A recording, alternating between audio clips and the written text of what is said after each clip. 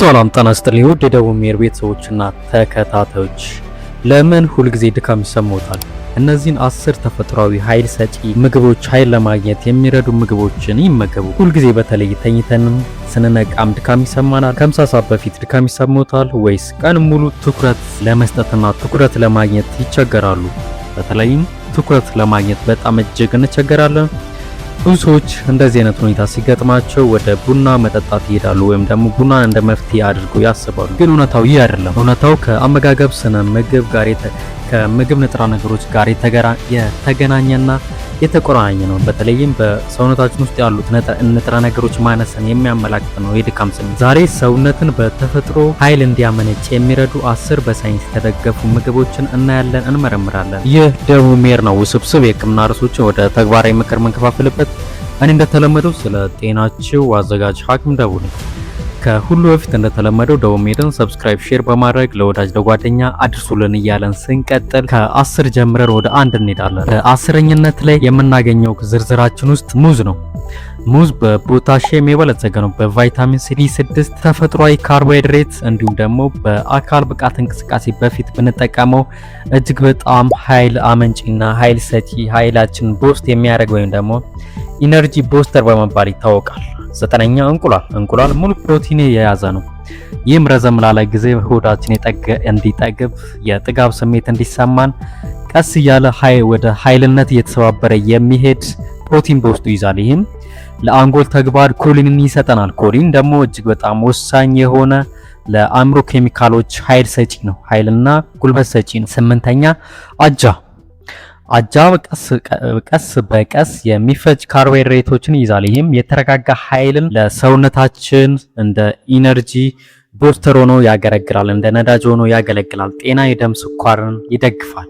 7ኛው ጤፍ ነው። ጤፍ እነዚህ በተለይም በኢትዮጵያውያን የምናገኘው ጤፍ በተፈጥሮ የብረት፣ ፋይበር፣ ውስብስብ ካርቦሃይድሬት፣ ፕሮቲን ከተጣራ ነጭ ዳቦ ይልቅ ጤፍ መጠቀም ቀስ እያለ ኃይልን ለሰውነታችን የማቅረብ ስራዎችን ይሰራል። ጤፍ። 6ኛው ምስር ነው። ምስር እጅግ በጣም ጥሩ ከሆኑ የኃይል ምንጮች ወይም ደግሞ ኢነርጂን ከሚሰጡን ውስጥ ኢነርጂንና ጉልበትን ለሰውነታችን ከሚያመነጩልን ውስጥ አንደኛው ነው።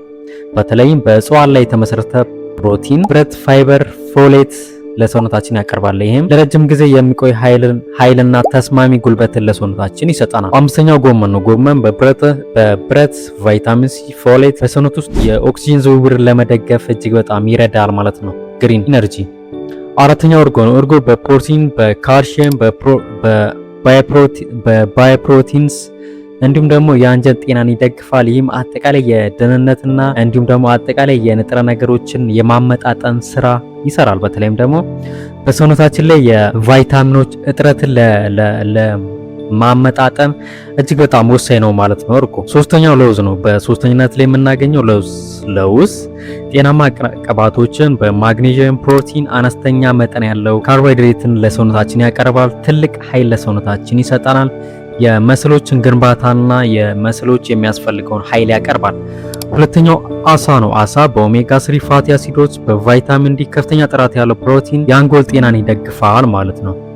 ወደ አንደኝነት ስንመጣ በቁጥር 1 ላይ የምናገኘው ውሃ ነው። ውሃ ትልቅ ምግብ ላይ መስለን ይችላል፣ ግን ትልቅ አስገራሚ ኃይል ሰጪ ነው። መጠነኛ የሆነ የሰውነታችን ዲሃይድሬት ወይም ደግሞ የሰውነታችን የፈሳሽ ማነስ ለድካም፣ ትኩረት ማጣት፣ የኮግኒቲቭ እንዲሁም ደግሞ ከሚሞሪዎች ጋር በተገናኘ አእምሮአችን ላይ ትልቅ አስተዋጽኦ ያበረክታል ወይም ደግሞ ትልቅ አደጋን ይዞ ይመጣል። የነዚህ የውሃ እጥረት ሌላኛው የእህል መጠንን ለማመጣጠን እንዲሁም ደግሞ በሰውነታችን ውስጥ የሟሚ ለሆኑት ነገሮች የሰውነታችን 70% ውሃ ስለሆነ እጅግ በጣም ወሳኝ ነው ማለት ነው። ውሃ ለመመጠጥ ማንኛውም የተመገብናቸው ነገሮች እንዲሰባበሩ እንዲመጠጡ እጅግ በጣም ትልቅ አስተዋጽኦ ያደርጋል። ሰውነት በትክክል የሚያስፈልገውን ኢነርጂዎች ለሰውነታችን እንዲቀርቡ ሚዛናዊ የማድረግ ስራን ይሰራል። ስለዚህ ውሃን በደንብ መጠጣት ያስፈልጋል። ቢያንስ በቀን ከ1 እስከ 2 ሊትር ውሃ በትንሹ መጠጣት አስፈላጊ ነው ማለት ነው። ሰውነታችን ኢነርጂ ቦስት እንዲሆን ኢነርጂ እንዲያገኝ ማለት ነው። የሚከተሉትን ማስወገድ ይኖርብናል።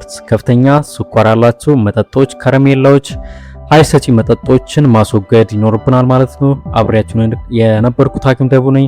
መልካም ጊዜ፣ መልካም ቆይታ። እናመሰግናለን።